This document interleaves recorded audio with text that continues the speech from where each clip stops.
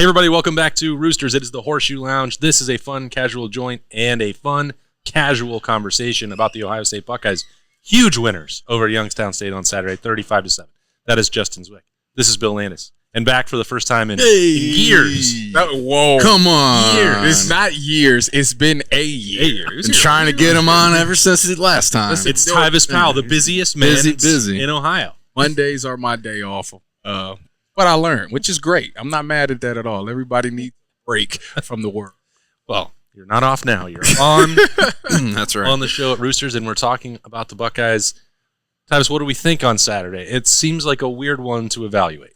It is. I mean, obviously, we were happy to see, the Kyle McCord and Marvin Harrison connection, and then the Kyle McCord to Mecca, he got going. So it was nice to see those guys finally get going after not seeing them last week. So offensively, I'm encouraged. Obviously, I wasn't happy with the offensive line play the entire game. It's a lot of stuff in there that you got to nitpick through. Josh Simmons got to get it going. I mean, that left tackle position could make or break a season. So he got to get that figured out. But defensively, I like what I'm seeing defensively. The only thing that still bothers me is that we still run a lot of blitzes and a lot of zero. Now, granted, the secondary is a lot better outside of the Cam Martinez, but Del Burke has been playing really well. But I still don't think we're getting the sacks that we need. For us to be a team that runs a lot of zero and runs a lot of blitzes, I feel like we're just not getting there. And I think that D-line, as hyped up as it's been, they got to be much more effective. And they don't have to do it.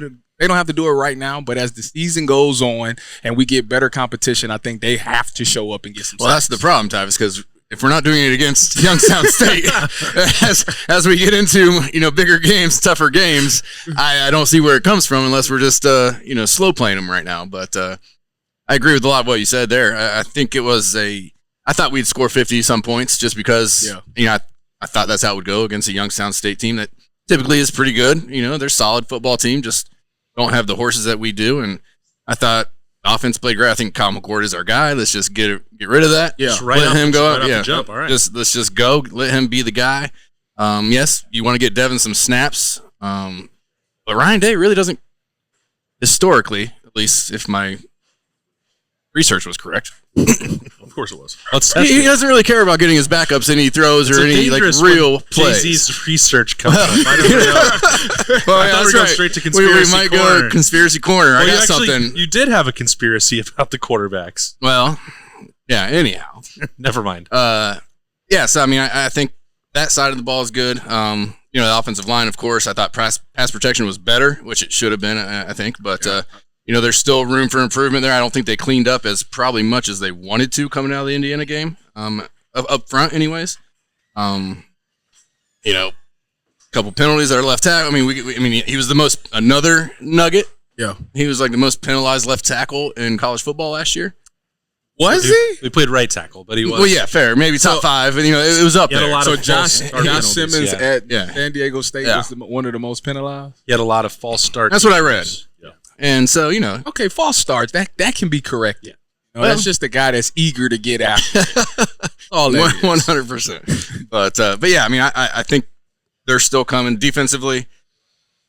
And we got to get home. I mean, whether you're getting sacks, you got to get pressure. You got to be in somebody's face. Yeah. You got to be making them feel you if you're going to bring those blitzes. I think Bill said, 50% of the time we blitzed? Almost, yeah. Close to 45%. Yeah. So if you're doing that and you're not getting there or affecting the quarterback or, making plays in the backfield, that was my issue with it last year. I was like, I don't have a problem with them running the zero or running the blitzes, but what was our leading sacker had? What, 4.5 sacks? So I'm like, well, okay, so what's the point of doing it if we're not getting home? And I thought that this year would be a lot better, especially against Youngstown State or stuff like that. But I just haven't seen it yet. But granted, the good news is that at least the corners is playing a lot better. So they're more comfortable being out on the island. I think for this Ohio State team, they had to go through last year for them to look good this year. And it was bad last year, but I think it's much more appreciated by them this year because they kind of know what to expect. Yep. Bill, it feels like defensive line and the pressure, that's going to be the theme all week long, getting ready for a team that's going to throw it a lot and probably give a fair indication of where that Rushman group actually is right now. Yeah, I mean, Western Kentucky is going to drop back to throw it 50 times on Saturday, and they are not a team that gives up a lot of sacks. It's what they do, so they know how to protect themselves. They move the quarterback. They throw the ball out quickly. So I'm not saying it's going to be 50 straight drop back, wait for 4 seconds to try to throw the ball down the field, but if there were ever a game where Ohio State could use a little bit of pressure on the quarterback, it would be this one this week, or at least you want to see them affecting a quarterback even. Like, I don't even feel like that's happened. There were a couple of times against Youngstown State where the guy had to throw off his back foot once or twice, but when they get 2 sacks, they were late. They were sort of the byproduct of just supreme individual efforts more than anything else.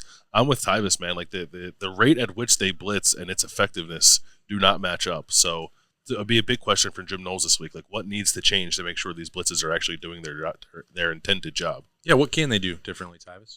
Well, I had this problem in the NFL when I played San Francisco. This was 2017, I think it was. We had one of the worst defenses. I think we were 32nd, and we was blitzing a lot, but nobody ever got home.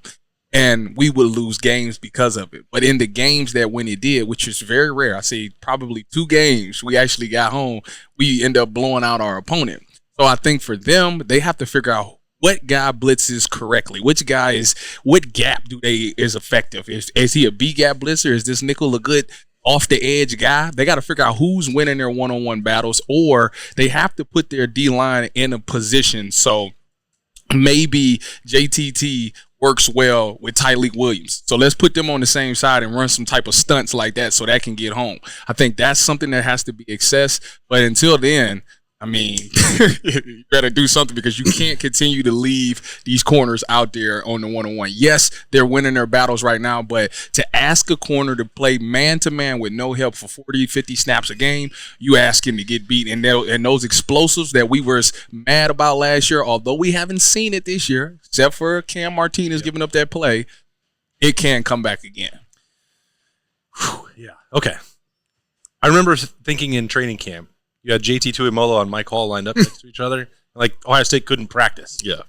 And I thought, okay, well, the offensive line is coming along. It could have been against anybody. You know, Josh Fryer, let's say he was the best, most advanced of any of the tackles out there. Like, it didn't matter. If you had those two together, it was over. The play was not going to happen. And that's just not really been the case for the first 2 weeks. And I'm confused as to why. I know that they're still very talented. Yeah. I think that I'm not sure that there's a scheme problem. Maybe there is. I don't know.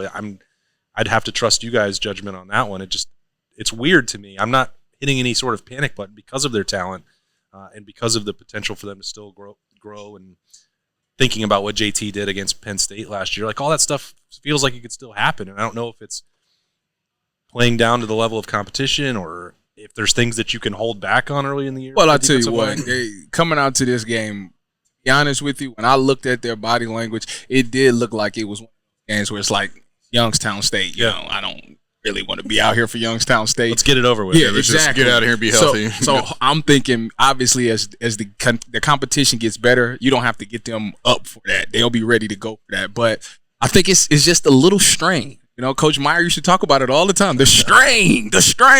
You got to strain, because even last year, they were this close a lot of times to getting those sacks. Right. But what helps you get from this to getting there is that extra strain, that extra to get there. And I think that's what this team has to do. I'm just glad you're here to strain through the show. I got hemorrhoids to tell from my time at Ohio State, from all the straining that I did.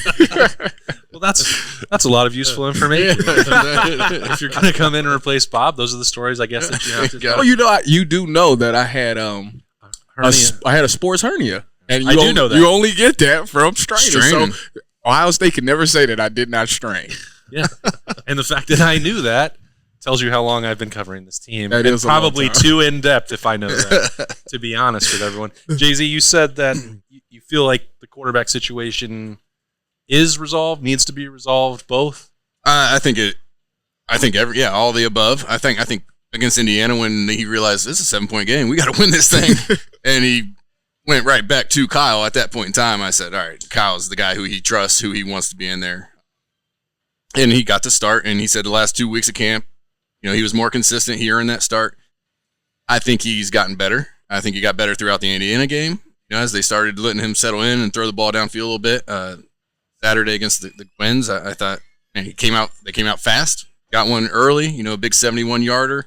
He throws a heck of a ball. The more comfortable he gets, the more, that offensive line starts coming together, and he starts to trust that a little bit more. I think his confidence just goes through the roof, and I think you take this switching quarterbacks out. Mm-hmm. I think that also helps his confidence go up a little bit, just saying, all right, this is now my team. We're not going through this quarterback competition stuff anymore. I don't have to do 3 series and then go sit on the sidelines for a series or 2 or whatever it would be. So I think it mentally helps any quarterback knowing you are the guy.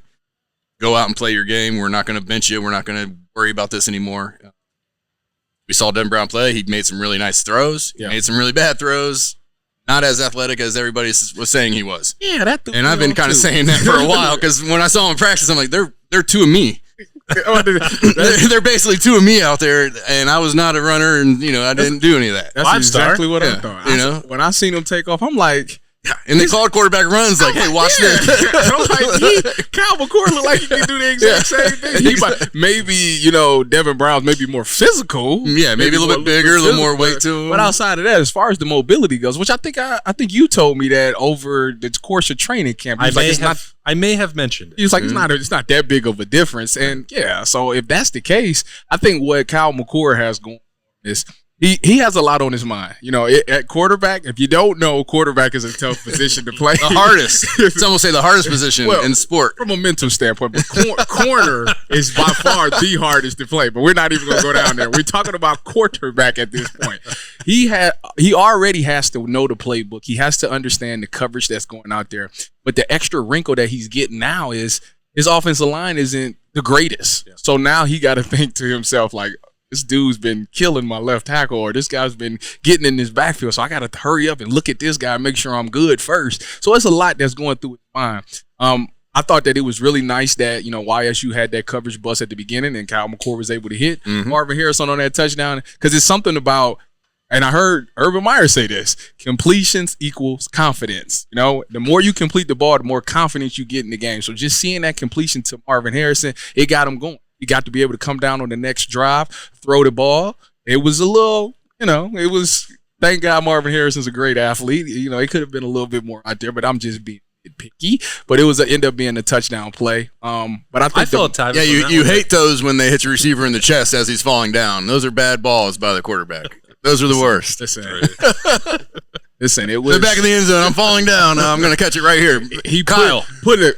Kyle, over here next time, please. Wait a minute. What he did do was it looked like it was a bad ball just by how everything was tangled up there. He put it in a place where only Marvin Harrison could get it. That's his job. That's what he did. That's all we ever want to do. Which is great. That's all we ever want to do. If my guy doesn't get it, the other team's not getting it. That's all we care about. Are you saying that if he threw you that same ball, you'd be able to make that play? Best hand, quarterbacks have the best hands on the team.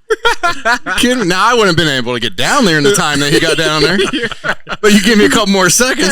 Hey. So like I said, he's getting his confidence back, and I think you're right. Is the more that he gets to go in there and don't have to worry about Devin Brown coming in, which I think we'll probably see it again this upcoming week, just to get Devin Brown just a little bit more rest, because it is 10 games left. You never know what happens on the course of 10 games, so you still have to get that guy ready. But as far as the quarterback thing goes, I heard it best from Cardell, who lived it. He said that the worst thing in 2015 was him having to worry about JT. He never felt like he was truly the starter, and it messed with him mentally. And I kept preaching. I said, just pick one and just don't look back. Just pick one and make sure that he's the guy, because it is tough to go in there and just be like, I can't really throw. I want to throw this ball, but if I throw it and it ends up bad, I'm going to get pulled and I'm going to get the hook. So it's like now I'm playing timid and it's more on my mind. I think now that he's getting more confidence and knowing that he's becoming the guy, he'll be more loose. He'll take some of those risks because, even though it could be risky, he has some of the best playmakers in the game. So they 100%. Might make the play. So I think that's what I'm looking forward to see moving forward. Bill, what do you think? Yeah, I agree. I don't have much else to add to that. I think your best chance of getting the best version of Kyle McCord at Notre Dame is to name him the starter this week. Give him whatever the entirety of whatever the game is. Still play Devin in the second half, but yeah. I think Ryan Day probably will end up playing Devin Brown more than he typically plays the number 2 quarterback, but that's still as the number 2 quarterback. It's Kyle McCord's offense. Let him go out there, control the game for however long you need him to do it. Let him get comfortable, keep building that confidence, build more of a rapport with the receivers, because as much as you can do that in the Woody when no one's watching and there's no defense, it is very much different when you're on the field and guys are trying to kind of combat what you're doing offensively. So he needs more of that. I thought it was a good step week 1 to week 2. I expected he'll make another one in week 3, and if he knows and can be confident that he is the guy moving forward, then I think that makes it all the more likely that he'll play better. Yeah, I think you guys are. We're on to something there, aren't we? Yeah, we're on to something. All three of you guys are really smart. You know what else is great? Oh, Jay-Z, tell me about these. well, these little nuggets right here. I'll tell you what. Got the fried I don't even like pickles. I do. But when I come into Roosters and these fried pickles are on the table, I'm smashing them and I'm taking them home with me to smash them later for dinner. So you get in here tomorrow, Appetizer Thursday. fried pickles. They came with some ranch, perfect to dip them in. Get in here, get them. They're delicious. And then also, when you're in here getting your fried pickles, you look This at is one what of you these train for, Jay-Z. Deliver it now. one of these little napkins here. It is the Roosters Bowl giveaway. They're having 12 winners, That's right. 2 tickets, Uh-huh. airfare, deluxe accommodations, probably some Roosters swag. Yep, definitely Roosters. What else am I missing? Tickets to the game. Tickets to the game, of course, for you and for 2 people. The biggest part. Every week a winner is drawn. There are 12 chances to win. Make sure you sign up when you're in Roosters. You can use the QR code to get on there and sign up, and hopefully you will be a winner for the bowl. Am I allowed to sign up for that? I do it every week. Never wins, though. I never win. Nicole probably, Justin's not winning. He's not eligible to win. Got to put your name. You probably are. You got to put your name. Yeah, because it'll be a year before you're back, so you could probably, you're so busy. I wouldn't put Tyvis Powell. I would put Charles Edward Cheese. That's your go-to. You're Charles, that's my to keep the alter ego. paparazzi. That's what he checks into hotels with. Charles Edward Cheese. That's what he checks into hotels with and rental cars. Well, welcome back, Mr. Cheese. Thanks for being a platinum member. Hey, got to do what you got to do. That's right. How about some Roosters Buckeye leaves? Bill, let's start with you. Oh man, I think I would give one to Marvin Harrison Jr. A bold choice indeed. just for sort of doing what he does. Right, it was disappointing to only see him get 2 touches in that Indiana game. In hindsight, should have had a touchdown according to the Big Ten in that opener, but still was kept off the board. Got there twice this week. Looked dominant in a game where he's the best athlete on the field. And I was pleased to see Ohio State move him around a little bit, too, to make sure that they did get him the ball as much as they needed to. You've been pushing for that slot Marv all year. I will continue to do so. Slot Marv. Hey, anywhere, Marv, is what I'm taking. That helps. 7-Eleven, always open. No doubt. Jay-Z. I'm going to just give it to my guy, Kyle, because I think he's been, over 60% completions in both of his starts here. I think he's over 60% for his career, and when he's been throwing the ball on the field, I think that's huge. Taking care of the ball. Had a nice, some nice deep throws, got things going quick in that game. And, again, like I said, his confidence is going to continue to grow, and I think he just gets better the more experience he gets. So I'm giving mine to him for this one, getting things started fast against the Gwens, Youngstown. Tyvis, you don't have to pick people who only played for the Philadelphia Catholic League. Yeah, that's true. I didn't think about that. We can expand it. Yeah, y'all are so Big fans of that school. Anyways, I'm giving it to the obvious choice. Denzel Burke. Denzel, you had last year, dealt with a lot. It was a lot of criticism. I even criticized you. We talked about it. We're good now. But to see what you're doing now, and I understand that it's Indiana and it's maybe ISU and people are not going to give you credit, but I see the difference in you. I see the confidence that we seen as a freshman. I see that you are 100% healthy. I see that when that ball is in the air, you know how to play the ball. You're not looking lost. You're not playing catch up. You are where you need to be. You're on top of the routes, and you're able to come down and get your hands on it. And even this week, we don't have to wait till week 7 for a takeaway. You got it done in week 2. So I give you the Buckeye Leaf, man, and just continue to keep going, man. Your future is very bright here, and you could be the next guy in BIA that could be first-round pick. Was it the first interception in 19 games? It was the last one was the Penn State game in 2021. Right? From a corner. For a corner, yeah. That seems like a long time. Yeah. So good. I'm glad we got that one off. He definitely deserves there his you go. leave. There it is. Tyvis, what have you noticed from your conversations? I think several of us have had them with Denzel, but the way he responds to, constructive criticism or feedback like that seems like the maturity thing is real with him at this point. Yeah, listen, if you ask him about it, he'll tell you that it didn't bother him, and he don't really. That's what we all say. That's what he'll tell you, because when we talked about it, let's just tell you that. So me and him had a conversation, and I was interviewing him, and I told him off the rip. I said, before we start this interview, I want you to know that I got on you last year. I said some stuff about you. He said, "Oh, I know." He said, "But I don't care about anybody's opinion of me," which I get that. That's the politically correct answer to say, right? Because you shouldn't care about what anybody says about you, except it's an NFL exec, your coaches, and your teammates. Those are the three people that means the most to you. But you're so young. You see Twitter, you see Instagram, you hear it. You hear what they're saying, and it bothers you. I know it bothers you because you decided to go work out with Roby this year to get better and work on your game. So I know, and on top of that, when I went to the Woody on just a random day where nobody was there, you were there doing extra work. So I know that it did bother you. So to see that you're doing this now, I'm glad that maybe you needed that criticism. You know, some people get here as a freshman.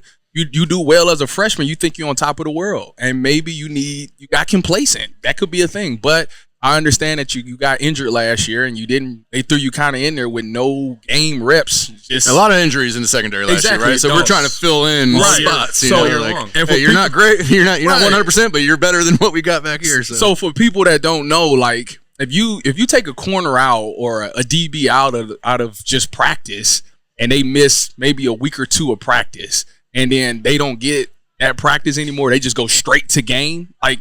Now you got to pick up your technique again, because when you play DB, your technique is everything. It's something that you have to do every single day. It's not something that you could just take off and think you could pick it back up and go like that again. It doesn't work like that. You need those reps. You need to go against those guys in practice. You can work on and polish it for the game. And when you don't get that, you look sloppy. And I think that's what we seen last year with Denzel. He was in and out of the lineup because he was hurt and he never got his technique down. So he was playing catch up the whole entire season and he never got it back. Now that he's been healthy, he's got those reps in practice, going up against Marvin Harrison, going up against Emeka Egbuka, who's probably going to be the best two receivers he see this entire year. Right. And now he's confident. He's able to make plays on them guys. So when he comes into the game, he got a game plan for whatever you want to do. A speed release guy, if you're a two shake and bake, if you are a physical guy, you get all of those in practice so you know how to handle it in game. That's why he's able to excel now.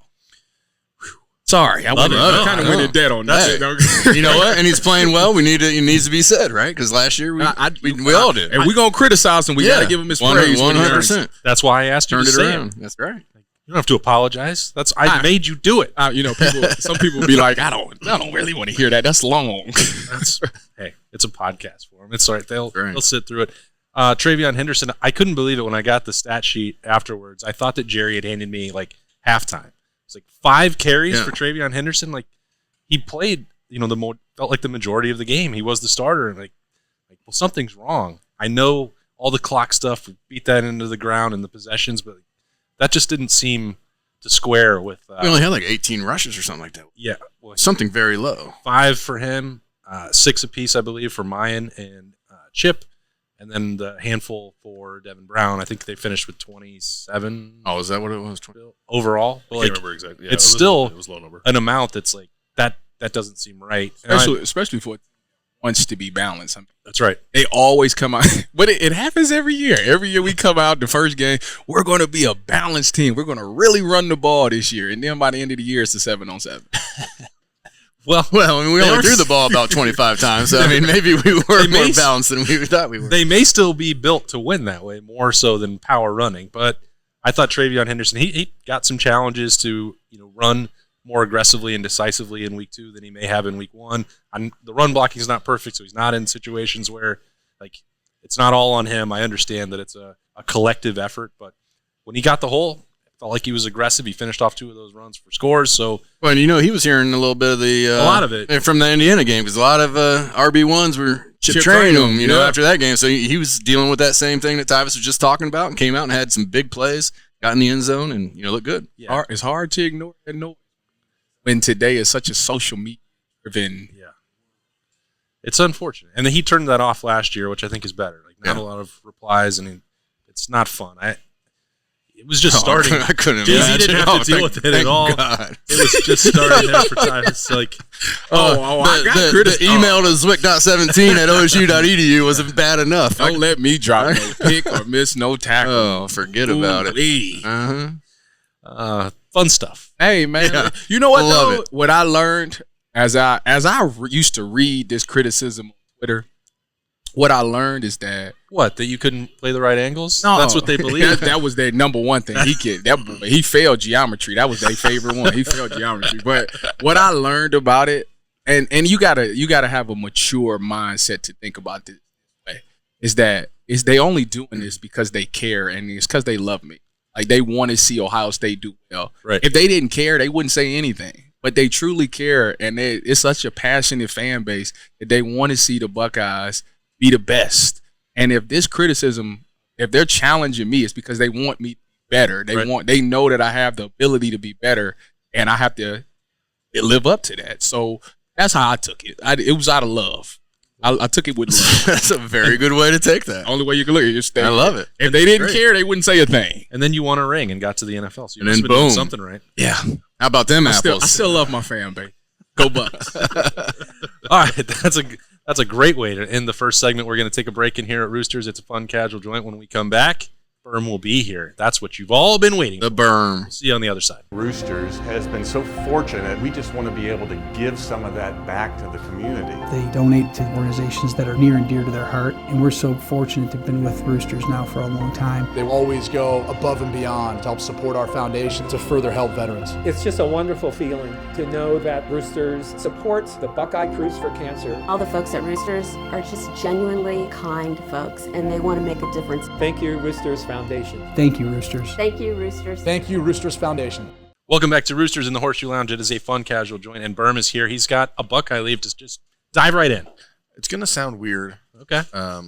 because I don't think we talk about we spend a lot of time in the last couple weeks talking about the offensive line and the struggles. Mhm. I'm going to give a Buckeye leave to Matthew Jones, Okay. who we have not heard his name. We have not said his name.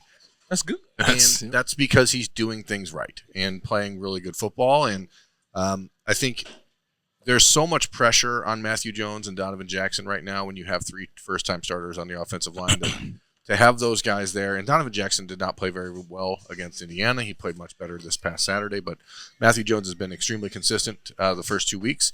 And for a kid who's played 5 seasons, a part or whole of 5 seasons at Ohio State, he's been really good his whole career, and it just doesn't get really talked about enough. So I'm going Matthew Jones on offense, and because I always have to feel like I need to give one on each side of the ball, I want to give one to Steele Chambers, who I just think continues to play good football, and there's a large segment of the fan base that like wants him to be moved on from because there's a lot of excitement. Large? I think that might be an exaggeration. There's a segment of the There's a fan base, segment. and it's a vocal one on social media and stuff like Oh, that. they And that's want- fine. They want CJ. Yeah, they want CJ to play, and I get it. I do understand it from as someone covering recruiting. I understand the hype and the buzz and all that. But Steele plays just very solid football, and he's in the right spot where he needs to be, and makes plays that he has to make. And I think that like I get it, I really do, but I just don't get it. That's Yeah. It's growing pains when you haven't been in there. You gotta go. I think you just need to appreciate the guy that's in there. Yeah, it's not as if Steele's out there getting Yeah. beat and not making plays and Right. being in the wrong spots. I mean, the kid is doing everything right, making plays. He's did it actually- last year. He's actually one of the guys that's flying around to the ball. He's probably in on every. Yeah, he's playing at a I mean, our linebacking core is very good. It's the best it's been in a while. We have guys coming back this year who have been through it. They're good. I don't know why anybody would complain about That is part. the issue. I mean, we've talked about it in the past, but a lot of times when there is a segment of the fan base, whether large, vocal, whatever, when they begin calling for someone to be replaced, it's because there's a noticeable need for it. And that doesn't seem to be the case at linebacker, but yet it still remains one of the popular talking points, and I'm just not sure. It doesn't need to be. Yeah, because now again, we've talked about it. Like, there's a way, I think, and Bill and I mentioned it this morning on the podcast daily. I think there is a way the Ohio State staff needs to get better at understanding that because the game is closer on the scoreboard than they thought, it doesn't mean it's actually close in competition. And you can find a way to rotate guys in, and maybe Tommy and Steele don't need to play every snap together. Maybe you can put CJ out there with Tommy at times. Maybe you can put Cody out there with Steele at times. Maybe you can find a way to balance that. But Last year we were calling for less rotating, I feel like. I- Or at least up front. I don't want more rotation. Listen, if these kids want to play in the National Football Sure. How many times linebackers at the national? But this isn't the same thing, though. I mean, and I'm looking back at, let's say, the 2018 defense, where you all of a sudden were put in. You had 3 new linebackers who got put into the defensive rotation after not playing at all in the previous couple of years, and they stunk. And the 2018 defense was awful. And then you get to 2021, and you have the same problem, and they were awful. I think that there is a way to get those guys some important reps earlier in their career. Tommy and Steele in 2021 were bad because they did not play. So they didn't play last. So CJ and they didn't play against Youngstown? CJ played 1 snap. Really? Or CJ played No, 16 he played snaps. 16 I was about to snaps. say. He played 16 snaps. Coming into this year, they was talking about. I was thinking about the Indiana We're creating a position for this kid. CJ played 1 snap against Indiana and 16 snaps against Youngstown State, but none in the first half. And, I just think that there's a way you can get more of them. And if the Indiana game is the marker of what we're expecting, then where are the reps going to come from the rest of the way? Well, Burn, hate to say this. He can get better. In this violent game, there's these things called injury. Not for Tommy No Thumbs. Can't take that guy off the field. Well, all I'm telling you is 12 games is 12 plus games. Yeah, folks, we understand that there may be an issue with Tyvis's mic, and we're going to try to figure out what it is. But he did something to it when he got here today. I don't know. Could have sat on it. So this is the unfortunate reality of. I mean, I think to your point, it goes kind of like the quarterback situation. Like at some point, you're going to have to start a new quarterback. You want to have them get some experience throughout a season, which is important. Because to your point, when you're starting your first game the next year and you haven't had any experience, it may not go so well. So I can understand wanting to get them in there and rotating them just a little bit. But I like who we have, and they've been playing good, and it is what it is. That's what makes it difficult. It is not a position where the play is poor. So you can understand the coaches not wanting to force something when the other guys are playing well, but at the same time, like, you got to get these guys in the rep. Because you're at Ohio State, and you have I hate to keep going back to high school rankings, but when you talk about a 5-star recruit, CJ Hicks can come in next year and be the starter and blow everything up and be great, and then he's gone because he's going to be here for 1 year. So, like, are you getting the return on the investment from an Ohio State perspective, I wonder? Why wouldn't you be? If you get one, he blows up for a year. Yeah. Do you think anybody was like, "Oh gosh"? I mean, it took too long for Malik Hooker to explode, or no? But I think a wasted year of Darren Lee. But maybe you would have had more of them. Yeah, I'm about to say, some fans like, man, I wish we would have had another.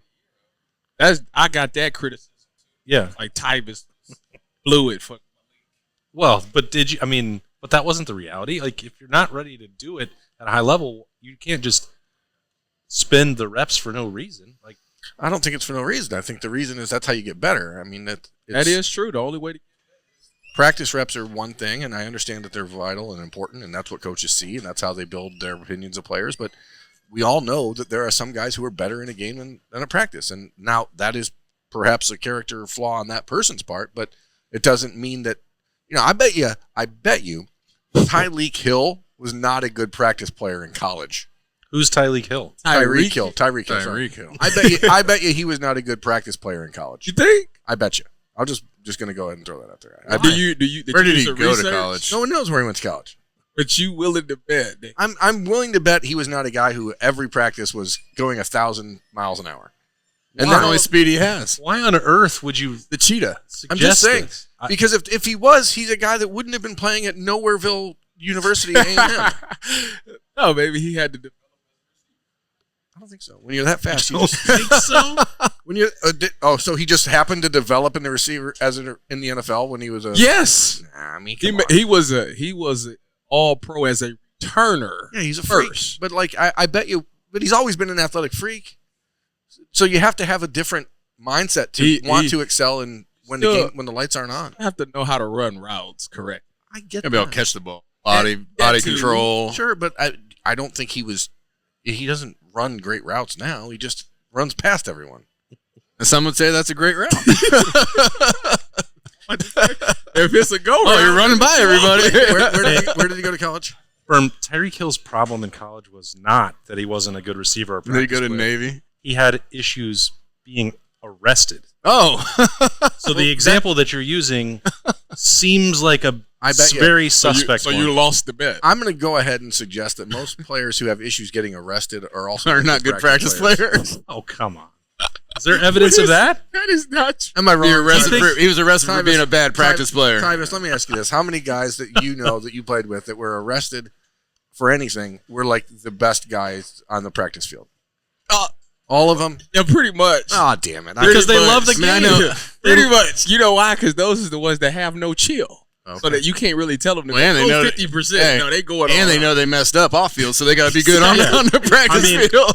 I'm not thinking that Pac-Man Jones is taking reps off in practice. Like that guy has one speed in everything he does. It's funny because I'm thinking about everybody that got arrested. Like, no, he was good at practice. Well, yeah. Was he good or was he just insane? I can think of one that was. What's the in difference? this game, don't you got to be a You have to have it, right? That's what we always say. You got to You got to have a little shakeability. Shakeability. That's right. All right. That's the whole theme of our show. Okay, fine. I threw the white flag already. I'm just saying. You lost that bet. I'm What just was the bet? $1 million. It's usually like 3/4. I'm just suggesting that whatever CJ Hicks and these guys are not doing in practice, maybe they would be better in the game. Maybe I don't it think it's on. that they're not doing it. It's just the people in front of them are doing better. Okay, fair. What do you guys have to see on Saturday at 4:00, Jay-Z? Oh, boy. Well, I imagine our offense is going to be able to move the ball like they did last. I think they be fine there. I'm interested to see how the secondary is going to hold up against a pass-happy offense. I don't think Indiana or Youngstown had anything like that, so it's going to be our first time going against it. Are we going to get pressure, or are they going to sit back? I mean, those teams that like to throw the ball, they dink and dunk them, and they just do a lot of crossers and things like that to try and throw the defense off. So I think it's going to be a test for the secondary. I'm excited to see them. I think they have been playing better. We do have a couple injuries now, but a couple nagging little things. But, when they're healthy, I think they're a good group. I'm excited to see that. So I think they need to shut them down. I would love to see some pressure. But I don't know if we'll be seeing all these blitzes because you know what happens when you blitz. And Vacate. yeah, I mean, shoo, to the house, big play. So it's it'll be an interesting defensive game. I think this going against a offense that we haven't seen. Yeah. Okay. Tyvis? Try to say this. But I think he hit it. The secondary is definitely going to be the one that's tested. Going up against a team that their quarterback throws the NCAA record every couple of years. So they're going to be a pass-happy team. We haven't really seen them tested that much. We've seen YSU even get a couple of big-time plays off. I want them to stay on top. I think that's the emphasis. Giving up all these explosives last year, came back and haunted them. So I want to see them stay on top of their routes, continue to play the ball really well. Denzel's been doing that. The other guys have been doing that, so continue to do that. But the ultimate test for me is the defensive line. Are they going to get home? Because this is now or never. You're never going to go up against another team that's going to be this pass happy, and I'm tired of y'all being close. I need y'all to get at least 3 sacks this game, which is going to be tough because they don't give up sacks. So you have to really Figure something out. Figure something out because if you can't get it now, it's going to be a long season. This is a hernia game. Yeah. Sports hernia. It is weird, though, because as much as Western Kentucky passes the ball, they don't give up a lot of sacks. So that is a challenge. But this is all about the pass rush up for me. Like, that is my biggest concern about the team moving forward. I have some questions still about Josh Simmons at left tackle and whether or not he's maybe the guy for that job for the whole season. But I think they're committed to putting him in that spot and making sure that he has every opportunity to win that job and keep that job. But to me, the pass rush, it's not like they're even getting close in these first 2 weeks, and that's where I get annoyed because I'm watching, and this is where I don't know what their responsibility is, and so I'm hoping we can get some sort of recognition of that or answer from that from Jim Knowles on Tuesday. Mm-hmm. We don't know. Certainly, JT Tuimoloau is a guy as a defensive end whose job is to support the edge and make sure that the edge is blocked off and keep that extended and keep. But like Jack Sawyer and him aren't like they're both. JT's lined up at like a 9, like a wide 9, and he doesn't seem to deploy any sort of pass rush move other than just straight around someone. And to me, if you're lining up in a wide 9 and your only move is an outside move, you're not going to get there. You're not going to get there. And now Youngstown State did not do a 3-step drop and throw type of thing like Indiana did when they did pass the ball, but Ohio State still didn't get there. I want to see Michael Hall and Caden Curry on the field together, and I want to see those two getting pressure because when they're on the field, there's pressure. And whatever else has to happen, I don't know. I'm trying not to be hard on Jack Sawyer specifically because, again, I don't know his assignments, but it just doesn't look like those guys, when you're in a 4-man pass rush situation, are not getting close. And so, if that's the thing, why aren't there assignments? Just go. Stop confusing. Stop making them do other if things. that's the case. I think that was if that's the case. I don't know. Well, if that was the case with Jack Sawyer last year, he was in the position where it was foreign to him. He wasn't able to just do the one thing that he was good at. Go get the Which is what we've heard this camp was he's got his hand in the ground now. He feels better about it. Jump off the screen at us. If that's the case, then Jim Knowles needs to stop putting them in positions where they have to think so much. Make it simple for them. Let them go. Yeah. And I think that's a lot of defense coordinators' problems is that you're so busy trying to put perfect defense every play. Like I want y'all to, if they come out in this formation, I want you to be in this because this will be perfect for. Where it's just like stop the thinking, just go get the guy with the ball, or find a way to deploy the jack position that is the bread and butter of Jim Knowles' defense has not been utilized at all. There's been very little Kenyatta Jackson. He played 16 snaps on Saturday, but Mitchell Melton and C.J. Hicks in that jack spot. Like if that's where you're going to get a little bit of extra pressure from, put it out there. Figure out a way to move things around.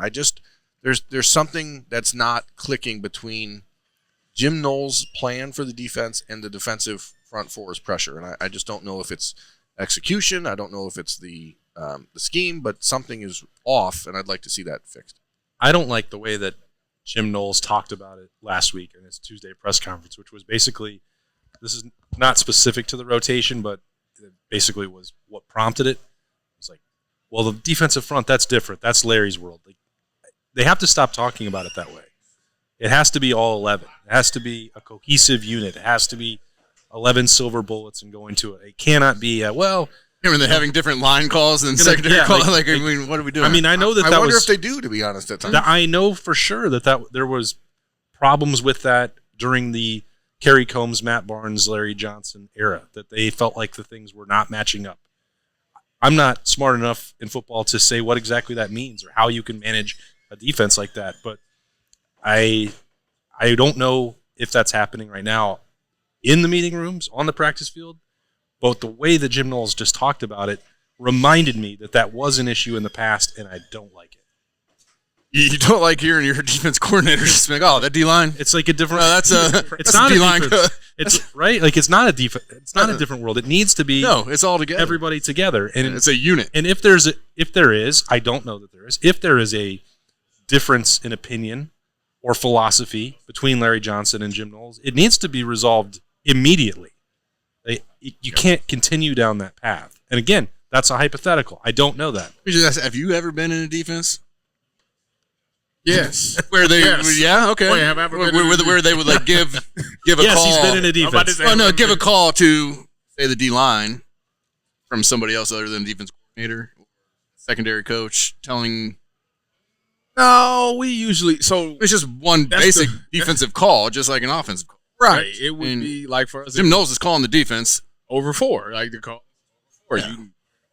But you got So it all should be working together. Yeah. It just doesn't seem like it is. The way they do it is you meet with your position coach, or talk it over, and then you meet as a defense so you can communicate to each other so everybody understands what they have. Every level has what they have. I have an idea for the next edition of 1870s Tyvis Tries thing. Can we just have you spend a week in Larry Johnson's position room? Tyvis coaches. And figure out the Rushmen. And figure out. We'll just put you out there. Figure out what's going on. Put you out there and at the end spot and just see what happens. See if you're being told to go forward or if you're just being told to stand up straight. I'll donate immediately. I used to play DN in Muni League. I won defensive MVP for my team. Not a surprise. A man who can play every position on the field, Tyvis Powell. I went stand up DN. I ain't doing on the defensive side. What'd you play on offense? Receiver and receiver. You didn't have no hands. Oh yeah, I did. I went actually for a that's long. Why you forget about those. That's why you went to D. You forgot about those. That's what picks, they always Jay-Z? say. Come on. For a large portion. Every of cornerback my life, is a failed receiver. I wanted to play wide receiver. I was gonna be the next Chad Johnson. That was my idol. You got the personality to do it. No, 100. That's why we turned his microphone down. Yeah. Again, folks, I have no way to know if this is coming across on the audio, but if it is, I'm sorry. I'm trying to talk loud enough, so isn't, you can hear me do somebody else. we have this. It goes down, volume comes up, and it comes back. We have a backup mic right here, so hopefully Tyvis is being picked up on that. He's not yelling at you. He's just trying to talk loud. We're going to do the best we can. We should have just moved it right over here. But we'll figure it out. Sorry. We're doing the best we can. And It's the second week of the season. We're working on things. It's a build. It's a build. You know? Now that I'm off on Mondays, hopefully you'll see me again. You know, we do. Amen. We do what? 20-some different shows a week, and I think that they are split up into like 9 or 10 different locales and setups audio-wise. So sometimes there's a little inconsistency, but we're working to get it, I promise. We'll do our best. Yes. And, you know, you're not going to be a finished product in week 2. That's true. You're not. You know? Score It is what it predictions. is. No, we don't do that anymore. What? Since when? Because it's Monday. We don't. It's this guy over here. Well, I won't be here for No, this we don't show, do that boy. anymore. Travis, what's your score prediction? 42-17. 42-17. Is the Seems line? like Is the line out already? it's 27. 27? Ooh, he was very close to Nicole. Oh, that's right. She had Nicole sent one. yeah, You said Nicole's is 42-14? 42-14. You were 42-7. Those are both Me and productive Nicole- games against me the and passing Nicole team. is always like this. Yeah, you guys see the game the same way. It's Nicole's best trait. I'd say 45-14. See, we are doing score predictions. Got him. It's fine. I'm not doing it because we have a different show for that. Yeah, I don't. Okay. I don't. I mean, you guys don't ask me on the gambling show because We do it on Bold I Peas. don't know what the hell I'm talking about. Oh, we do? Yes. I missed that the last What's couple. the line on this bad boy? 27. 27. Is it, I missed it. Yeah, I missed it. Jay-Z's I was looking at the You're the text. one that asked if there was a line. Jay-Z's his headphones Was dropped that? down. That was last week. No, that was just 3 minutes ago. No, I asked for was the line. Oh, okay. I asked the line. And we're off the rails. We've gone off the rails. It took longer than normal. Yeah, typical. This is a good time to say goodbye. We started veering down that road with the Tyreek Hill conversation, which I don't know how that applies He's to Ohio really, State. really good. I'm willing to bet He's really, really that good. he didn't practice. He was not a good practice player. He's really, really good. Wow. Like, what a Did you see the passing chart of how they used him in that game yesterday? You know, I have him on my fantasy. Congratulations. I On lost. your- I still lost, but Does he practice well for you? he does. That's what I thought. I bet you he didn't practice well in college. He probably does now, but I bet you didn't in college. But he doesn't now, but he did. Anyway, come on in on Appetizer Thursday. It is fried pickles this week. Come Don't get forget some. to register for the Roosters Bowl Trip giveaway, and then get ready for Ohio State and Western Kentucky Saturday, 4 o'clock. We will have full coverage of that, and then we'll be back in here next Monday to break it down in Roosters. For Bill Landis, Jay-Z, Tyvis, Berm, I am Austin. Have a great week. We'll talk to you next Monday.